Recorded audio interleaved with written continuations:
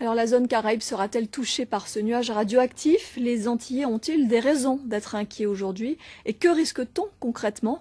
Sophie Vinguet-Salon et Daniel Quérin nous livrent des éléments de réponse.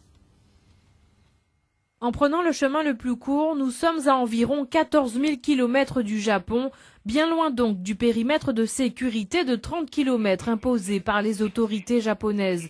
Le risque nucléaire serait très limité en fonction de l'éloignement, mais aussi de la nature des explosions. Il s'agit pour l'instant d'une explosion chimique et non d'une explosion du réacteur nucléaire. Voilà. Donc pour l'instant, ce sont les gens qui sont dans le périmètre immédiat donc, qui sont concernés. Il y a eu quelques émissions dans l'atmosphère suite à cette explosion chimique, mais qui sont dans le Pacifique. Ces émissions se déplacent en fonction du mouvement des vents. Selon les experts, l'hémisphère nord de la Terre serait concerné par ces rejets radioactifs. Notre département est dans cet hémisphère nord.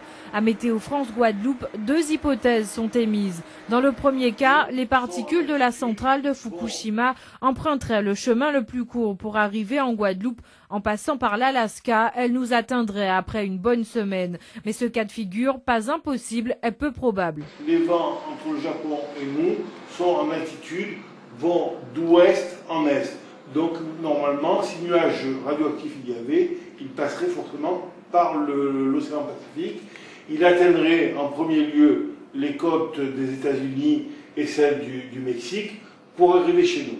De plus, la Guadeloupe est protégée par les alizés, ces vents qui soufflent dans le sens contraire d'est en ouest et qui repousseraient donc les particules radioactives. Du Japon, le risque est semble-t-il limité mais non négligeable. La Guadeloupe peut aussi craindre d'un environnement bien plus proche. La Floride possède 2 centrales nucléaires.